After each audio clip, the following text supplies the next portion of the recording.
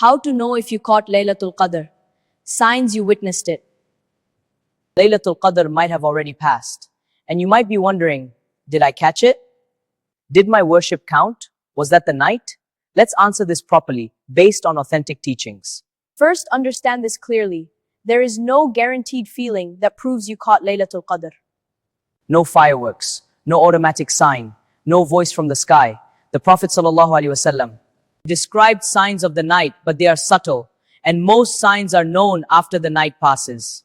The Prophet ﷺ said, Laylatul Qadr is a calm and peaceful night, not hot and not cold. Reported in Sahih ibn Khuzaymah.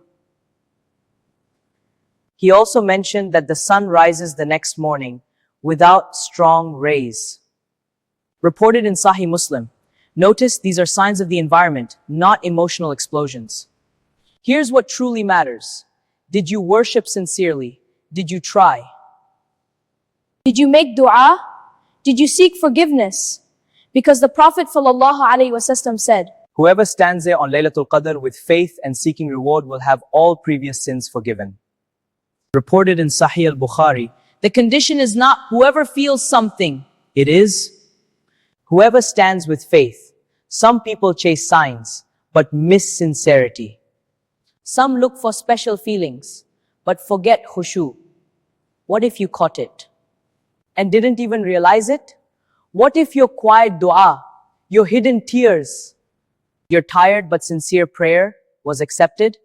Allah sees effort, not performance.